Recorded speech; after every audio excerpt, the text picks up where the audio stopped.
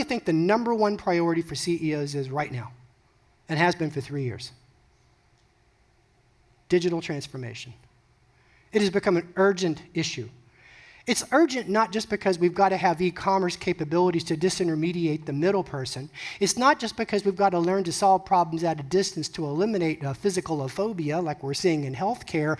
The biggest reason is the fact that machine learning and automation is preferred by millennials over human service. Whereas my son likes to say, white glove service is a substitute for crappy machine learning. There is a new generation at hand, and Satya Nadella talks about it, that will give all of their business to people that put automation amongst the critical path. Digital transformation is job one. The problem is digital transformation is not something you buy. Digital transformation is what? Something you get in the pocket. It is billiards. It's something that you build. In fact, one of my favorite books, I recommend you all read this. MIT Press put it out. Researchers looked at 400 companies on the journey of digital. You know what they found out? The number one reason companies don't reach digital transformation goals is they don't have access to enough talent to stand up the thousands of projects involved, okay?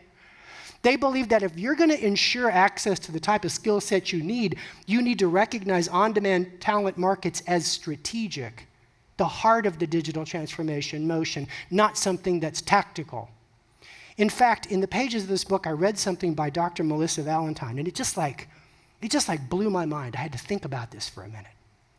And what she kind of described, she works at the Center of Work at Stanford and wrote a paper on flash teams years ago that really, I believe, kicked off this gig economy discussion.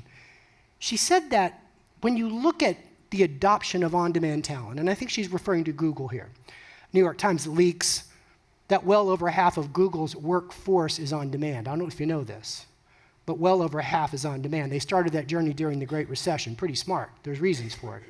But when you look at where Google is now, or even look at where Upwork's now, it's really this transformation that's nothing more than simple modernization.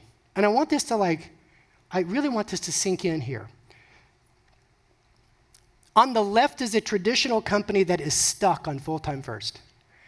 They've got this mental model that the work must be done by full-time employees. So when you look at their, quote, workforce, 85–90% of it is done by FTs, and they have this layer, mostly staffing companies and legacy vendors that deliver the rest. That's the way things have been done.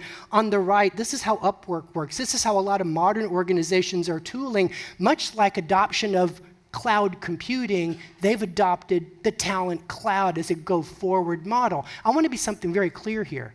They didn't let any full-time employees go. They grew forward using on-demand talent. They held relatively flat course. In other words, and this is another point I want to make, they became highly judicious about who they hired full-time because they were aware of the true cost burden of a full-time hire, as well as the idea that today's full-time regrettable termination is tomorrow's candidate.